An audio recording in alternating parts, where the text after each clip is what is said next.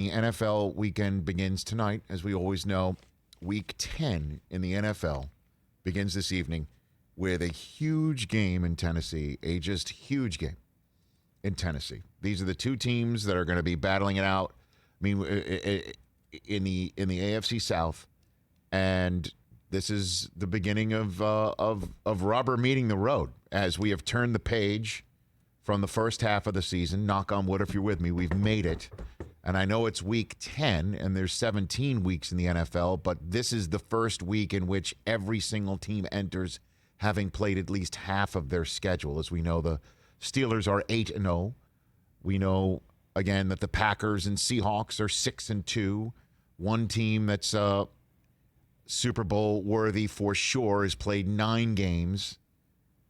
That would be your bye week in Kansas City Chiefs, sitting there at 8-1 on their bye week. So now is the time where we're beginning to see what is what in the NFL. Who is entering this second half of the season on an upswing? Who needs to take the considerable steps to get back into things? Who needs to just duplicate what they've done? And suddenly they're looking at a season that they haven't provided to their fan base in a while. Cleveland Browns coming off of their bye week this week at 5-3, taking on the Houston Texans in the Brock Osweiler Bowl. Nice.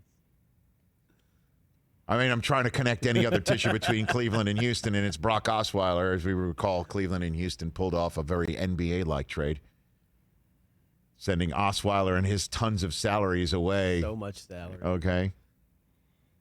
And Cleveland basically gets back sending nothing to Houston. Was that the first? Houston sent a big, huge salary and draft choices to somebody to take him. Should that have been the first sign that Bill O'Brien was kind of like not really sure what he's doing? Because didn't he sign Osweiler to that $60 million deal without sight unseen, without seeing him, without working him out? Yes. Yeah. That should have been the first sign. Well, there's a lot going on in Houston right now. We're wondering what the cultural fit actually is right there. Unreal. But Cleveland against Houston right now, I mean, they win this game, they're 6-3, and they have a significant shot at making the playoffs this year. Right? The Chicago Bears enter this week at 5-4. If they pull off this win against the Minnesota Vikings, 6-4, heading off into their final 6 games above 500. Or do they go in at 500 into their final 6 games? The Chicago Bears have a bye week, after which the Green Bay Packers are sitting right there. This is a huge rubber meets the road moment for Chicago. The Las Vegas Raiders are 5-3, taking on the Denver Broncos this week before taking on the Kansas City Chiefs in a Sunday night football game. They have an opportunity to sweep the Chiefs. Raiders have an opportunity to make some considerable hay in the second half of this season.